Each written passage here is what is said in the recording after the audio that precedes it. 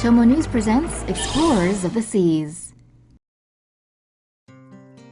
Pirates' possible lost treasure found in waters off Madagascar. Explorers may be one step closer to finding the location of infamous pirate Captain William Kidd's lost ship, the Adventure Galley. Divers lifted what they say could be pirate Captain William Kidd's lost treasure from the waters off Madagascar on Thursday. The leader of the diving team said his metal detector picked up signals, but it was too muddy for him to see anything. He later found a 50-kilogram silver bar that he says could have been linked to Captain Kidd. In 1698, Captain Kidd looted a ship that was carrying satins, muslins, gold, and silver. However, the ship's English captain captured Kidd and brought him back to London, where he was found guilty of piracy and for murdering one of his crewmen in 1697 and sentenced to death. The divers believe what they've found is genuine, and the markings on the silver bar are consistent with the time period Kidd was alive. However, this has yet to be proven. Faceless fish found in the abyss. Australian scientists have discovered a faceless deep-sea fish off Australia's east coast during a month-long expedition. The Sampling the Abyss expedition begins from Bell Bay, Tasmania, and ends in Brisbane. The investigator research vessel is equipped with multi-beam sonar that can map the structure of the seafloor. The expedition surveys the abyssal level, up to 6,000 meters deep in the ocean. Sleds, dredgers, and grabbers are deployed in order to collect samples of animals and sediment. Scientists said animals in the abyss are often small and move slowly, and many of them don't have eyes, or produce their own light through bioluminescence. Battleship Musashi discovered by philanthropist Paul Allen. The battleship Musashi was the second ship in the Yamato class of Imperial Japanese World War II warships and was sunk during the Battle of the Shibuya Sea, near Leyte, in October 1944 by American carrier-based aircraft. The Musashi's sister ship, the Yamato, was sunk in April of 1945, around 290 kilometers south of Kyushu. The two Yamato-class ships are the largest battleships ever to be constructed. The Musashi was found in the Shibuyan Sea near the Philippines by a deep-sea exploration team funded by Paul Allen, multi-millionaire and co-founder of Microsoft, earlier this month. Paul Allen began searching for the wreck more than 8 years ago. The video was taken with an ROV, remote-operated vehicle, after the wreckage of the Musashi was discovered by another underwater robot. Florida treasure hunters find $4.5 million worth of gold coins. On July 30th and 31st, a fleet of treasure hunting boats discovered $4.5 million worth of sunken treasure. Brent Brisbane, owner of the fleet, said his crew recovered 350 gold coins, along with 9 royals made especially for King Philip V of Spain. Spanish colonial coins were the main currency in North and South America between the 17th and 19th century. To facilitate easier transport from the New World to Spain, gold and silver were cut into roughly equal chunks and stamped with a pattern. Sometime in the 18th century, special coins called royals were made specifically for King Philip V of Spain, who reigned from 1700 until his death in the year 1746. The royals were different from regular gold coins. Royals were made by pouring molten gold into molds, which resulted in better circular symmetry. On July 24, 1715, 11 galleons carrying the royals along with troves of other treasures departed for Spain from Cuba. However, on July 31, 1715, the galleons were battered by a hurricane and sank in the area now known as Florida's Treasure Coast. The U.S. District Court of Florida will assess the gold recovered by the fleet from the Treasure Coast. 20% will be kept by the state, and the remaining 80% will be divided amongst the crew. Scientists find sunken city is actually a geological formation. A new study has shown that what was thought to be the ancient underwater remains of a lost city are actually just geological formations. Divers discovered what looked like an ancient toilet, what appeared to be sunken cobblestones and symmetrical stone cylinders, but no signs of life ever having existed among the ruins. New research from the University of East Anglia and the University of Athens show that what was thought to be a sunken city, 20 feet underwater near the Greek isle of Zakynthos, are actually formations built by bacteria. Researchers say the formations contain a mineral called dolomite, a calcium byproduct produced by microbes that feed off methane. Their study, published on June 2nd in Marine and Petroleum Geology, states the structures were created in the Pliocene era, up to 5 million years ago.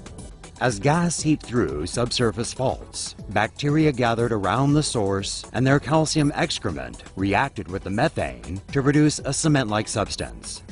The tubular structures were likely formed as microbes piled around focused jets of methane, and the slabs that built what looked like the city's streets may have been the result of large spews of gas. While no gas leaks in the area today, the phenomenon isn't uncommon and usually occurs at deeper depths. And although it's disappointing the formations aren't actually the remnants of some long-lost city, they at least provide avid divers with some sweet underwater scenery. Europe gets its first underwater museum. A museum featuring more than 300 sculptures opened to the public this week, 14 meters beneath the sea. The Museo Atlántico Underwater Museum is located off the south coast of Lanzarote in Spain's Canary Islands. The museum is the first of its kind in Europe. The 2,500 square meter site is best explored by scuba diving around it. But if you don't want to strap on a wetsuit and oxygen tank, then it can also be viewed through a glass-bottom boat. The permanent sculptures are the work of British artist Jason Taylor.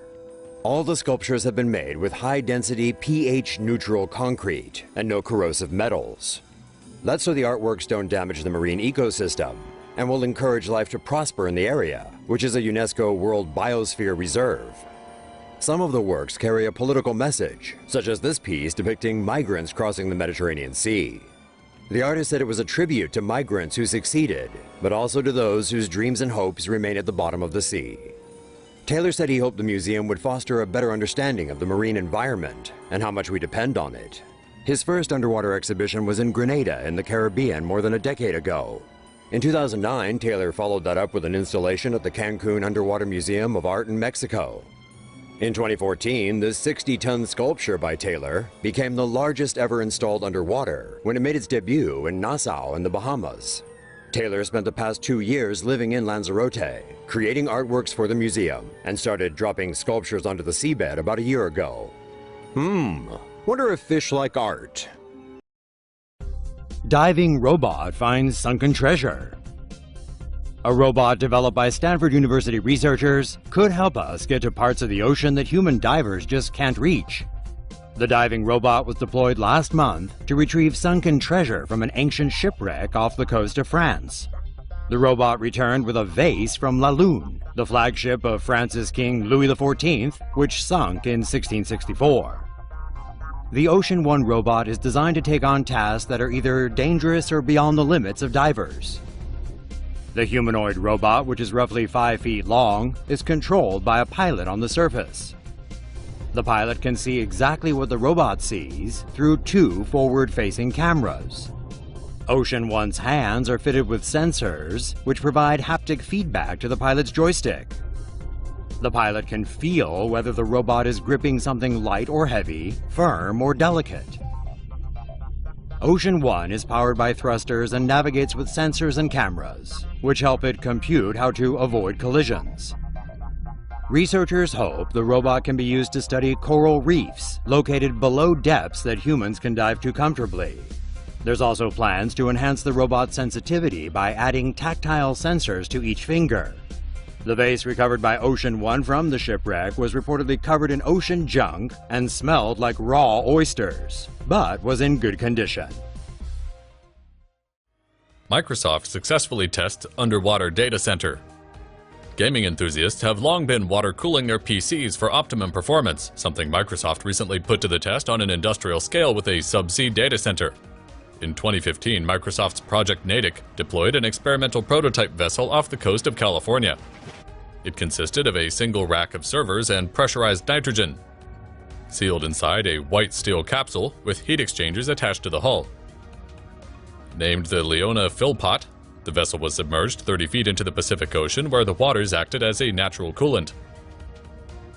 To better understand how to operate in an undersea environment, the researchers measured pressure, humidity, motion, and other conditions. The trial ran successfully for 105 days between August and November of 2015. Project Natick's next step is to build a new system 3 times as large, designed to be left underwater for 5 years at a time. With the project still in its early stages, no one can know for certain when Microsoft will be coming out with a viable product. But judging from potential alone, the future of data centers could very well be under the sea. Microsoft plans underwater data centers. Data center servers are wonderful things. They make the world go round. But keeping them cool enough to function really turns up the electricity bill. It's because of this that Microsoft is looking at placing its servers underwater. Last year, Microsoft sent a server inside a steel hull 30 feet below the Pacific Ocean. Along with pressurized nitrogen to cool computer chips, the temperature at the ocean floor helped keep the server cool. The experiment ran for 105 days between August and November of 2015. That hull was named Leona Philpott, after a character from the Halo video game series. According to Microsoft, last year's experiment was powered by a land-based power grid, but they hope to develop other power sources. The company believes that renewable resources such as tidal energy could power underwater data centers. Microsoft eventually hopes to develop underwater data centers with a 2-decade lifespan, deployed over 5-year periods where computer hardware is replaced at the end of each deployment. The company is working on the next phase of the research, which they say includes a vessel that is quadruple the size of this one and will hold 20 times as much compute power. But what about the sea life, some of you may be asking? Funnily enough, Microsoft says they began to inhabit the system.